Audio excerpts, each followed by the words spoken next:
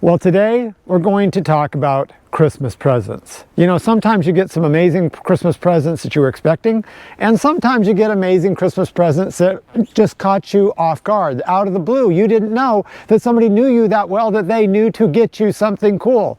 Well, today I'm going to tell you about the Christmas present I got from my son-in-law.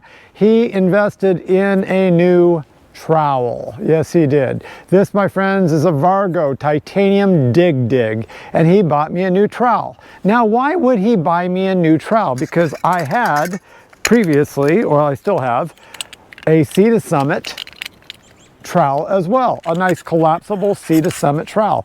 But I was getting tired of this.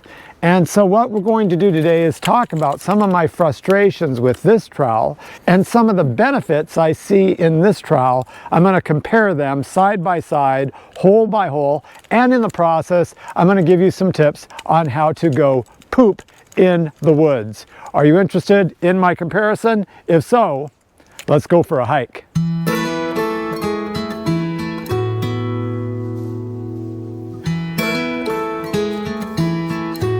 Okay, before we get into the trowels, let's talk about planning ahead. You should expect, if you're going to go out hiking in the woods, if you're going to go out backpacking, you're going to have to go number 2. So the question is to plan ahead. Think about your body, think about the frequency that you normally have at home. When do you normally go? For me, mornings. After that first cup of coffee, or sometimes right after the first couple of sips, it's like my body's saying you need to go. And so I need to be prepared for that when I'm in the woods in the morning. I should anticipate it and expect it. So anticipating and expecting it means I'm going to know where my ditty bag's going to be, because my ditty bag has all the stuff necessary to successfully go to the bathroom in the woods. I need to know where this is. If I'm out on trail and I have a sudden urge to go number 2, I need to know where my ditty bag is located in my backpack. And for me, I always keep it right here in the brain. Boom. I pull that out. Now, what do I keep in my ditty bag for that time when you need to go? Well, obviously, I keep a trowel. And since I'm going to go ahead and compare these, I have 2 right now. I also keep biodegradable toilet tissue. You can tell if your toilet paper is biodegradable because on the side of the bag it'll say something like either biodegradable or septic safe. Both of those are biodegradable, and so you're going to need some of this in your bag.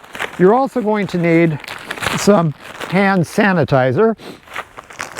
I keep my hand sanitizer in a separate bag, where I also keep my toothbrush, I keep my toothpaste, I keep a hairbrush, collapsible hairbrush, and some fingernail clippers, but I keep my hand sanitizer in here as well.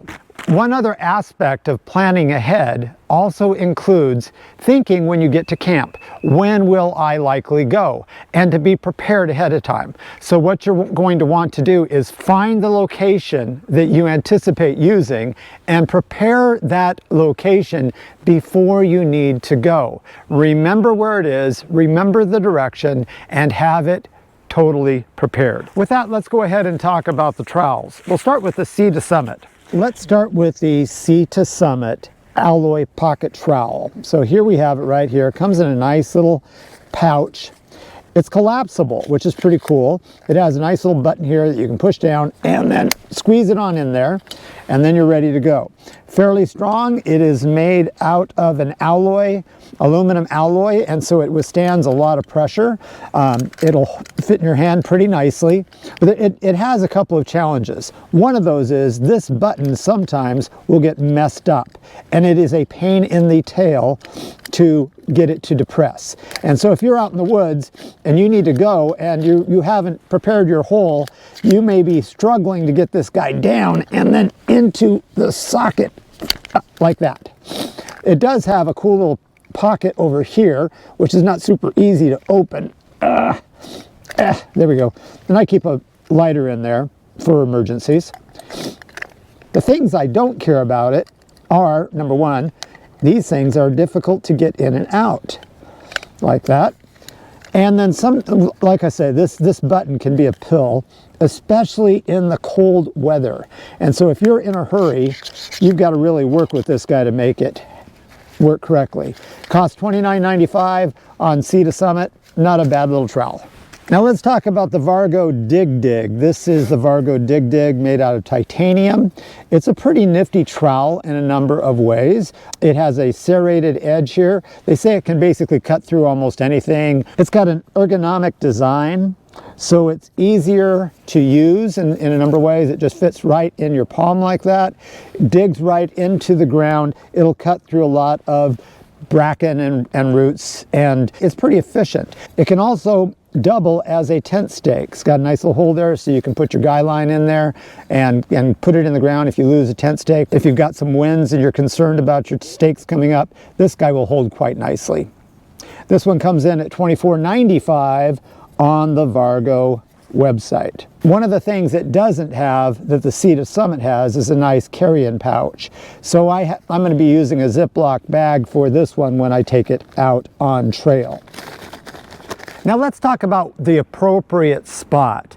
When you get to your camp, or if you're out on trail and feel the urge to go, you're going to want to find a place that's at least 200 feet away from any water source, campsite, or trail. You want to keep your waste away from the water so it doesn't leach into the water system, and you also don't want to have a bunch of toilet paper or human waste at all near an area where you're going to sleep or somebody else is going to sleep. So go ahead and find a place off trail, 200 feet. That's about 65 to 70 steps.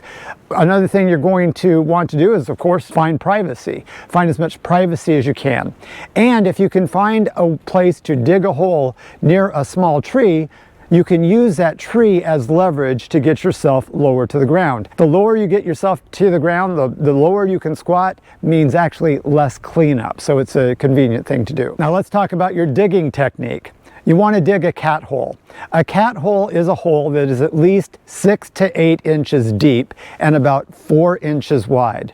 That is what you want to do, is dig that hole. And that's why it's kind of important, if at all possible, to dig your hole ahead of time, so you're not rushing through that process. I try to pile my dirt right next to the hole as neatly as possible because I'm going to have to put it back in. I don't want to dig another hole just to cover up my hole. Be really, really, really careful to keep your clothing out of the way. You don't want to soil your clothes or get your clothes wet with your own waste.